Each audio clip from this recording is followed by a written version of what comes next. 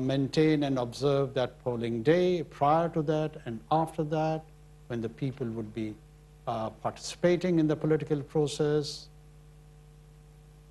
arranging rallies, public gatherings, so on and so forth. So we are fully committed to that role of ours. And one of the caveat, which to my understanding is that there is a constitutional requirement for the delimitation of different constituencies. And those constituencies delimitation is a constitutional demand due to new census. As we got our new census, how many people we have in Pakistan, now we have got data which is, we believe, a correct. And on the basis of that data, we need, or Election Commission needs specifically, to create these constituencies. And then a process is there, again, a lawful process, where the people come and they can file their criticism or their disagreements on any constituency delimitation. So that process, according to my understanding, probably would take a timeline of maybe another 3 months, 3.5. So that's where we are looking for, and probably somewhere by the end of January, we're going to go and vote for the new government. Thank you. That's helpful. You mentioned one of your responsibilities leading the caretaker administration will be security for that election period. And I want to go back to something you mentioned in your remarks, the problem of the TTP, the so-called Pakistani Taliban. Many people believe that they are now being given a safe haven by the Taliban, by the Afghan Taliban in Afghanistan, which is facilitating cross-border terrorism into Pakistan. Pakistan historically, over the last 10, 15 years, has done a good job in terms of dealing with some of its terrorism threat. How do you see the TTP at this point? What are you doing with respect to the Taliban government in Kabul to try to address that threat, and what challenge do you think it poses for the ability to carry off these elections that are coming, hopefully, in January? I think so. The situation in the border region along with Afghanistan is not that simplistic as it would appear here in Washington. I used to hear for almost a decade a reverse of the allegation that TTA has a safe haven present in Pakistan.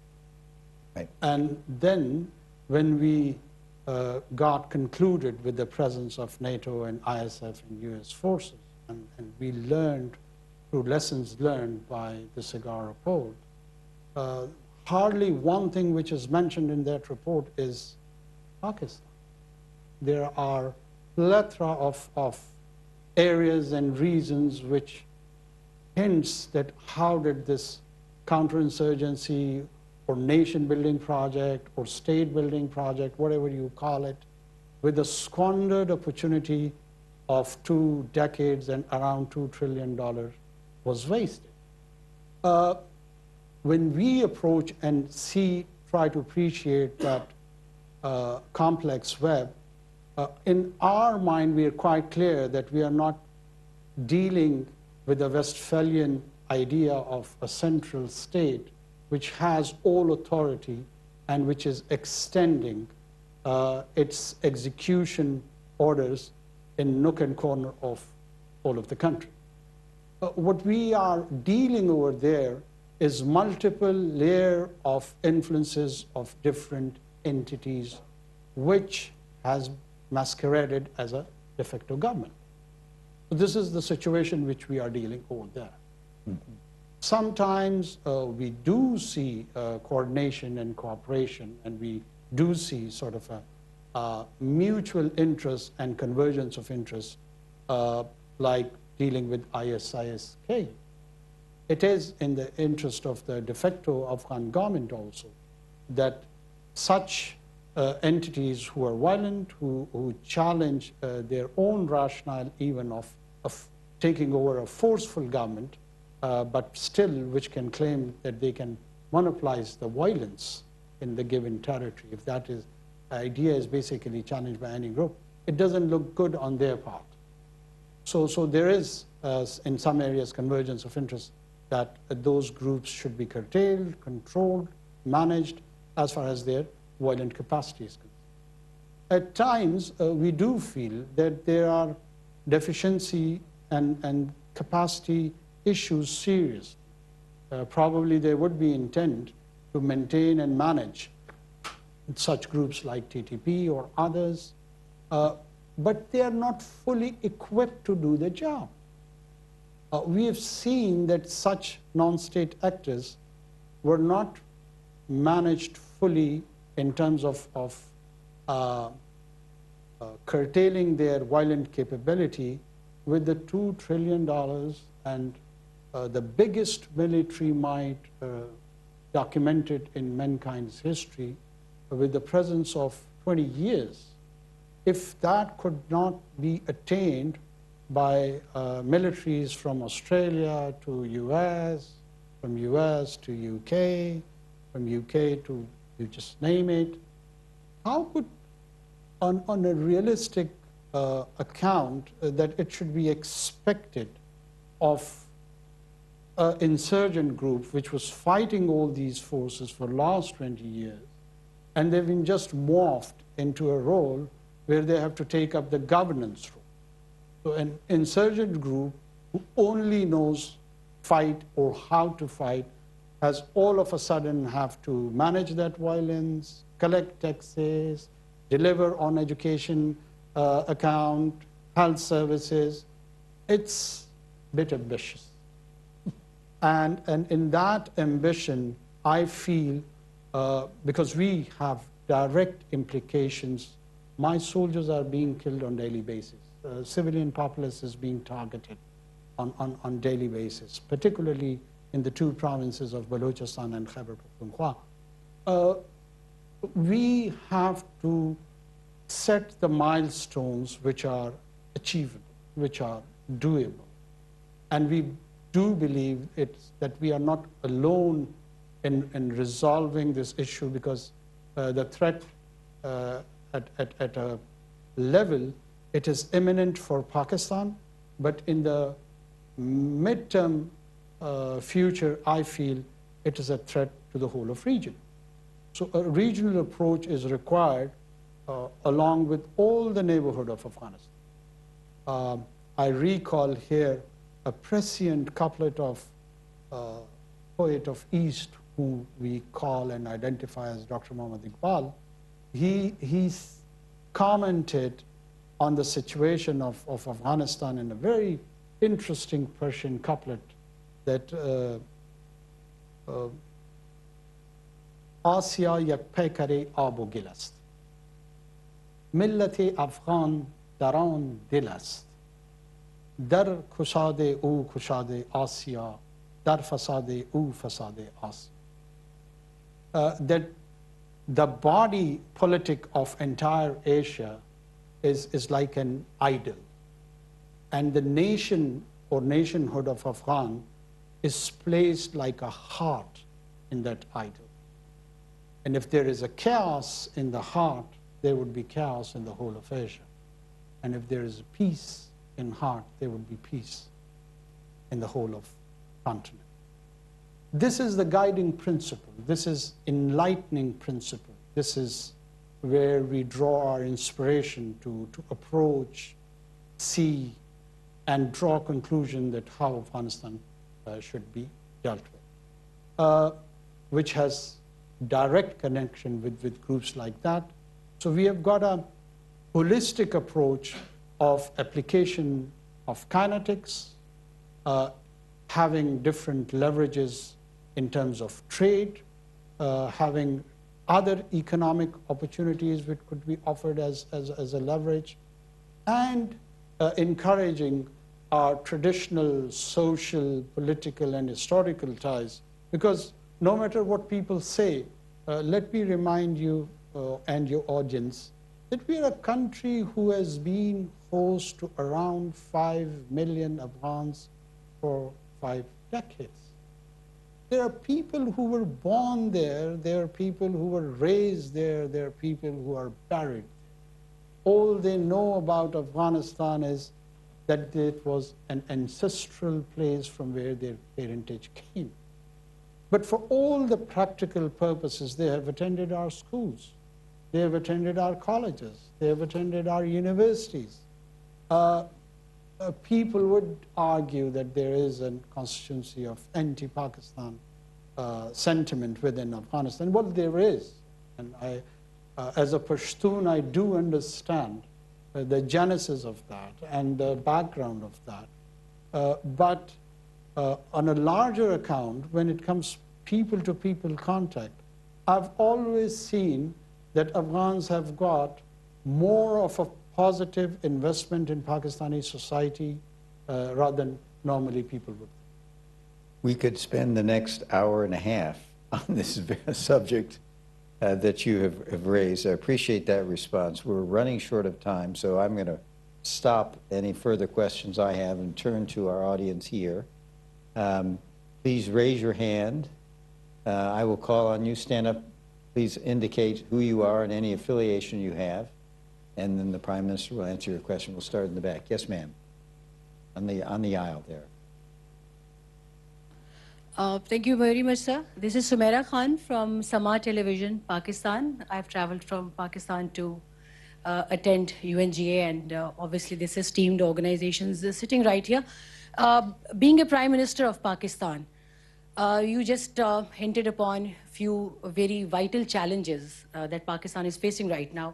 And top of the list, because I'm a security analyst as well, and I cover war and conflict for Pakistan for the last 19 years.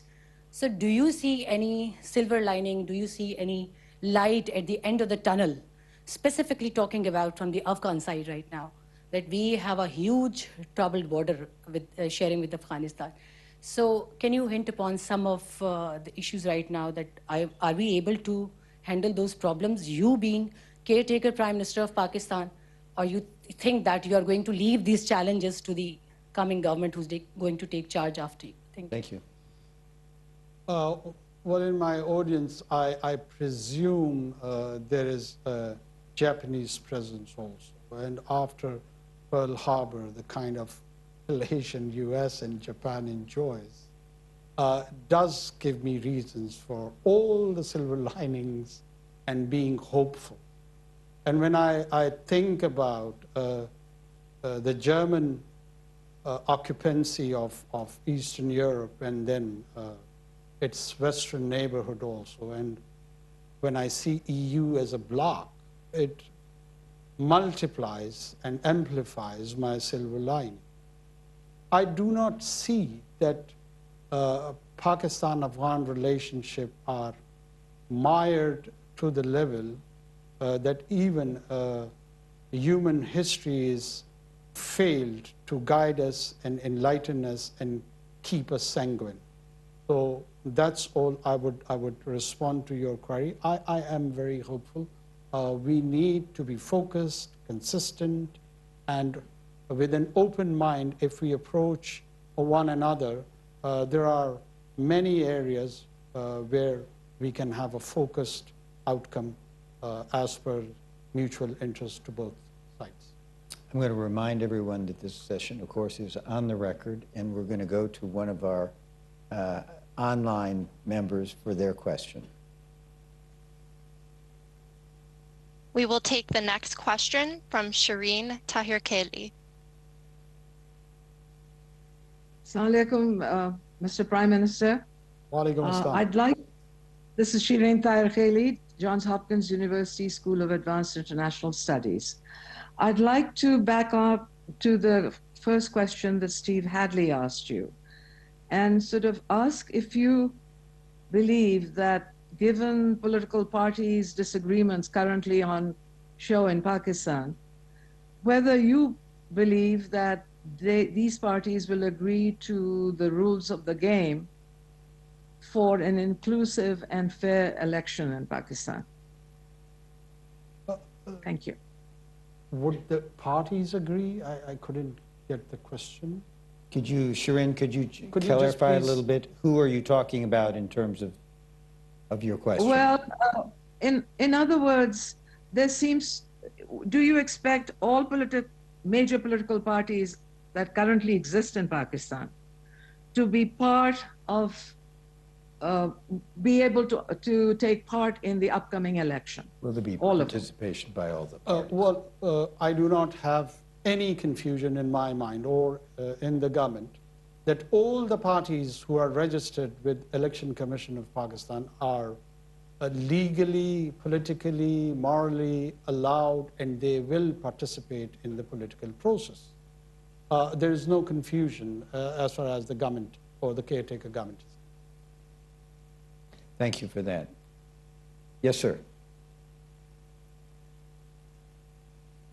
Assalamu alaikum, Mr. Prime Minister. My question is, as you're aware of the unfolding situation, the crisis between India and Canada over allegedly killing of their citizen by the intelligence agencies of India, as explained by the Prime Minister of Canada. You're from the Balochistan, sir, and you've been seeing these insurgency. In fact, we have a Kulbhushan, one of the naval officers captured from the same region where you belong and you're from. Are you going to raise this question in tomorrow's speech, or do you have anything to say about that, sir? I think so. The problem is more deep-rooted even than my reference in tomorrow's speech. And why I say so. I am a caretaker prime minister of a country. I'm not a propagandist over it. My fear is more deep-rooted in the serious business of mainstreaming of Hindutva's politics. I am fully aware that how does and from where they are taking those skewed and distorted revivalist historical views and giving it a political color and explaining and giving meaning to a new social contract on Indian Union. It's not the social contract which was taken inspiration by Rousseau. It's of Savarkar. And that has a lot of ideological affinities and brotherhood. The Saffron Brotherhood is more near to the Nazi brotherhood. I'm not accusing here anyone. I'm talking about the empirical evidence and data published by international academia. It is not what Pakistan has said. This trend of Hindutva, which was encapsulated and mainstreamed by RSS and VHP and other affiliated groups, has an existential threat for the peripheral existence of all the minorities, be it Muslims, Christians, Sikhs, and others. The idea that they have got the peripheral right to exist, or if they want to be mainstream, they have to have an alteration of identity. They can be Hindu Christians or Hindu Muslims or Hindu Sikhs, but that grand idea of which they sometimes convey in a relatively innocuous manner, that this is a cultural expression, which it definitely is not. It's a purely political one. And that has a serious challenge for Indian Union to exist as a pluralistic liberal democracy. This is a domestic challenge, and that challenge is translating itself into the region as well. Because when you do take such chauvinistic tendencies, you want to dominate the region in the first phase. And here comes Kulbhushan and the commander and encouraging and financing and supporting the terror activities at the behest of the state, Indian state. Unfortunately, the decent Indian people, the hard-earning people, their taxpayers' money is covertly being directed for such gory actions which they might not affiliate with, which they might not side with.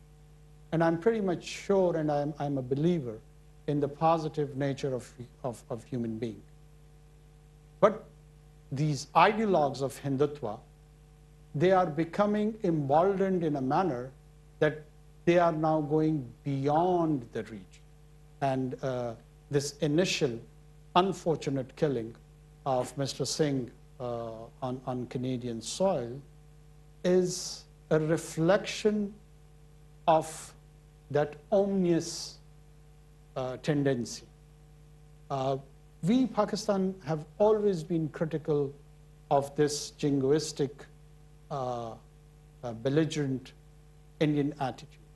But for obvious economic and strategic reasons, many players in the Western capital chose to ignore this fact and reality and this side of politics over there. To me, Hindutva, ISIS, center of the right, present on European continent, probably even here in the US. In nature, it's a global brotherhood of fascism. It's a global brotherhood of chauvinism. It's a global brotherhood of darkness. And all the decent human beings who are on the other side of the divide, who believe in pluralistic society, who believe in diversification, who believe and agreeing to disagree, they should be wary of these tendencies. It's not just the elimination of a single individual. It's an upcoming challenge to the global order, where they're trying to explain and claim that they have an alternate order even to the Western civilization, and the Western civilization can learn from the old Indus Sanskrit-based inspiration. And let me clarify, by the way, Hindutva has got nothing to do with the beautiful and decent religion of Hinduism. Hinduism is altogether a different spiritual experiment of last 4,000 or 5,000 years based in Sanskrit Vedas. It resides in our region. It belongs to our region. And it is, in my opinion, even a partial part of Pakistani identity also, because we have got sizable Hindu population. Inglat Mata is one of the most important Hindu pilgrimage site of my province, in which all over the world, the Hindus would be interested to come and visit and do the pilgrimage. So that needs to be discerned. We're running a little short of time here. I'm going to check my watch. Let's do another question from here. We'll take another question then from Zoom, and then we'll see where we are. So, ma'am in the yellow back here. Hi, I'm Allison Silver from For Context. We have been reading a lot about the Chinese economy and the issues there. I was wondering if you could just explain for us what the relationship is now between Pakistan and China. Good question. What is the relationship between Pakistan and China? In terms of economics, or? I think probably the whole, she started in terms of economics and the economic problems China is facing. Maybe a piece of that, but I think the real question is, a lot of Americans have a question, what is the relationship between Pakistan and China? How would you characterize that relationship? Pakistan enjoys a strategic relationship with Pakistan, with China. We are very clear that there are people who would qualify Pakistan as China's Israel. It is probably more a good analogy for American audience, because you do understand and appreciate the value of Israel for the United States. Pakistan and China has a lot in common in terms of the emerging threats within region. There are commonality on certain issues, for instance, one China policy, be it in Tibet, Xinjiang, Taiwan. We do share commonalities and share the stated goals that we would stand shoulder to shoulder with each other. And it is reciprocated by the Chinese side as well. Let me remind you when in 2013, around 2012 and 13, when the many people around the Western capitals, they were predicting that Pakistan is a failed state and it's going to be dysfunctional soon. In that context, our Chinese friends intervened and they jumped in with a sizable project, which was a showcase project of their basic BRI initiative known as CPAC. And from there, the confidence and the positive, I would see the feeling in the market initiated that this is not the case, that Pakistan is a dysfunctional, dystopian state becoming one. And the revival, the economic revival initiated from that point. We got infrastructure development projects, our port development started from there, energy interventions, sustainable energy interventions projects were initiated, and we have realized its first phase. Now we are transforming to its second and then long-term third phase of these projects. I feel we have a lot of potential for trade and economic activity with each other, because it's next door 1.5 billion population, which is friendly, which is receptive.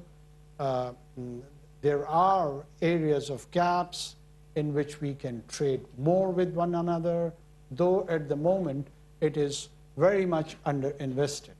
Our relationship has a lot of potential to improve. Strategically, we have always sided with each other. When I'm explaining and talking about the positive bonding between China and Pakistan, we do appreciate and understand at the same time that there's a misperception at a global scale or at a regional scale that there is an adversary or maybe hot pursuit between two great powers of United States and China. We don't see that happening. We don't see that happening at all. We do see a sort of a economic competitiveness between the two great economies, between the different civilizations. Yes, we do see that there is a mid-sized entities within our region and beyond our region, which has incentivized this paranoid and insecure situation between the two huge powers. And if they do not exploit on that, there wouldn't be enough attention for flirtation. And the so-called containment of China policy, which has become jargon for the people on the mostly in the center of the right here in US or on European continent. When this policy of containment of China was started somewhere in the early 90s, it was what, 8th or 9th largest economy of the world? Now as we speak, it has become the second largest. And probably within a few years, the dragon would be the first largest economy of the world. So what do we do with this containment policy? Has it worked? Is there any alternate governance competitive system which needs to be altered or changed? And if that doesn't realize, my own humble assessment is that containment policy would convert into engagement of China. And this entire strategic calculus which we are seeing right now would be morphed and it would be changed. And all the pertinent questions which it seems to be pointed at Pakistan and our relationship with China would alter. And probably we would be witnessing the 1971 era when Kissinger flew to Islamabad and did a rapprochement with China through Pakistani capital. So I do see an opportunity that there is an engagement economically, politically, socially of China, and Pakistan would be partner in that journey. Prime Minister, I think some of us would say that we did not have a containment policy in the 1990s. I would say in the Bush administration, we did not have a containment policy of China during our 8 years. And the Biden administration would say they don't have a containment policy of China now. So in some sense, I think some of your comments are maybe a little troubling to the American audience. I want to ask you something, and then we're out of the end of time, but I think it's very important to say. Given what you said about China, are there limits to the Pakistani-China relationship, in particular maybe limits in terms of security cooperation or military cooperation? Because Pakistan is a major non-NATO ally of the United States, and we think that must mean something. And so I guess I would ask you, just in closing here, if you would say a word about, are there limits that you see in the relationship between Pakistan and China, and particularly in the area of security? Well, Pakistan is a sovereign and independent country when it comes to security and strategic issues, when it would involve its and would have implications for its own population. Our top priority is Pakistan. And it would limit and it would guide us that we exercise all our options in the best of our own interest.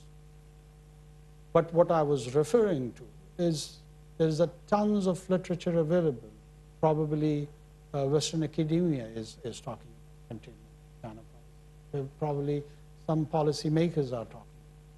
It may not be the government's official position, but it's a well-entrenched position in Western universities, in Western capitals, probably in think tanks, and everyone talks about this idea of containing China in a very open and candid manner. So that's where I borrowed and initiated my own analysis on the situation. It was not just to make uncomfortable any audience.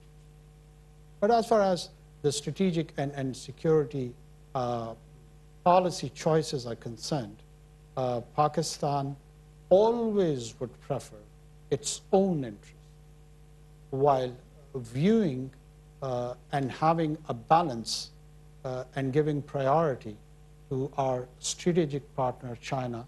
Its legitimate interest would always be an area which we would be considering perpetually. Thank you. I think we're out of time. I want to thank the members of CFR who've joined us today, both here in the room and also by Zoom. Obviously, Mr. Prime Minister, I want to thank you for coming and spending time with us and being so candid in your comments. Thank you for having me. Please note that a video and transcript of this session will be posted on the CFR website, and we hope you can join us for CFR's next hybrid event, which will be with the Prime Minister of Malaysia today at 2 o'clock. And I would ask if members, excuse me, would remain seated until the Prime Minister has exited. And again, Prime Minister, thank you for being with us. Thank you. May I remove it? निगरान वज़ीर-ए-आज़म अनवारुल्लाह काकड़ की मारूफ think tank council of foreign relation से गुफ्तगू। मुंतखब हुकूमत के आने तक निगरान हुकूमत आईनी हैसियत रखती है। उन्होंने कहा कि निगरान हुकूमत का काम आज़ाद और गैर जानिबदार इंतखाबात का अमल कराना है। इंतखाबात के हवाले से इलेक्शन कमीशन तारीख और शेड्यूल का ऐलान करता है। इलेक्शन कमीशन के मुताबिक आइंदा आम इंतखाबात जनवरी में होंगे। उन्होंने कहा कि मौजूदा अफगान हुकूमत के साथ बाज़ मामलात पर ताउन की फजा मौजूद है। कलअदम TTP और दाइश की बढ़ती हुई दहशतगर्दी आलमी अमन के लिए खतरा है। अफगानिस्तान में इंसानी तारीख की सबसे बड़ी फौजी कुव्वत बरसों मौजूद रही। निगरान वज़ीर-ए-आज़म अनवारुल्लाह काकड़ ने कहा कि अमरीका समेत दुनिया की बड़ी फौजी ताकतें 20 साल तक अफगान सरजमीन पर मौजूद रहीं। पाकिस्तान में यौमिया बुनियाद पर हमारे बहादुर फौजी और अवाम दहशतगर्दी का निशाना बन रहे हैं। अफगानिस्तान में पायदार अमन चाहते हैं। निगरान वज़ीर-ए-आज़म अनवारुल्लाह काकड़ ने मारूफ think tank council of foreign relation से गुफ्तगू के दौरान कहा कि अगर अफगानिस्तान में इस्तेहकाम ना आया तो ये न सिर्फ हमसाया मुल्कों बल्कि आलमी अमन के लिए भी चैलेंज बनकर उभरेगा। उनका कहना था कि दुनिया को कई मसाइल का सामना है और माहौलियाती तब्दीलियों से मुतासिर होने वाले सबसे ज़्यादा मुतासिर होने वाले ममालिक में पाकिस्तान का शुमार होता है और तरक्की पजीर ममालिक का हिस्सा ग्लोबल वार्मिंग और माहौलियाती तब्दीलियों में सबसे कम होने के बावजूद भी शदीद असरात का सामना कर रहे हैं। उसके साथ साथ उनका ये भी कहना था कि भारत कश्मीर में आबादियाती तनासुब तब्दील करने की कोशिश कर रहा है और ओछे हथकंडों का इस्तेमाल जारी रखे हुए है। साथ ही साथ दुनिया को भी गुमराह करने की कोशिश जारी रखे हुए है। भारत की हिंदुत्व पॉलिसी सिर्फ भारत और पाकिस्तान के लिए ही नहीं बल्कि पूरे खित्ते के लिए नुकसानदेह है। नाज़रीन, इसी के साथ ही न्यूज़ स्टूडियो से फिल वक्त इतना ही। हमें हमारी टीम के साथ इजाजत दीजिए। आप मजीद खबरों और अपडेट्स के लिए देखते रहिए पाकिस्तान टेलीविजन।